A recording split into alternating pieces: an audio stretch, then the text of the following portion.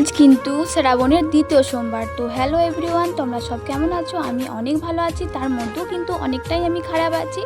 চলো আগে যাওয়া যাক, মানে রেডি হওয়া যাক। তো আমি এখানে শাড়িটা পরতে পারছিলাম না, তারপরে বড়মশাই বললো তুমি তোমার মতো করে রেডিটা হয়ে নাও, তারপরে নয় আমি যেয়ে কুচি আঁচল সব ধরে দিচ্ছি। হয়তো কম বেশি মেয়েদের ক্ষতি কিন্তু এইটা হয়ে থাকে, একা একা শাড়িটা অসম্ভব ব্যাপার, পরা ব্যাপারটা। তো আমি এখানে আলতা পরতে চলে গেলাম। আলতা মন্দিরে যাব, আলতা তো পরতেই হবে। তারপরে বেলপাতাগুলো ছাড়াতে চলে গেলাম। বড়মশাই বেলপাতাগুলো আনতে অনেকটাই দেরি করে ফেলেছিল।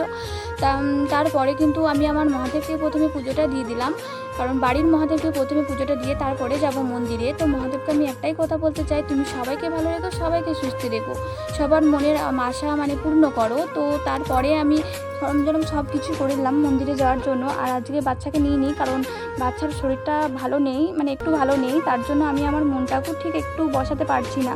কি আর করবো বলো। আজকে ওয়েদারটাও বেশ মেঘলা মেঘলা ছিল। আজকে দ্বিতীয় সোমবার, মন্দিরটা অনেকটাই ভিড় ছিল। দ্বিতীয় সোমবারে কে কে জল ঢালতে গেছো একটু কমেন্টে বলো। তো আমি ভিডিওটা এখানেই শেষ করলাম। তো টাটা, বাই বাই।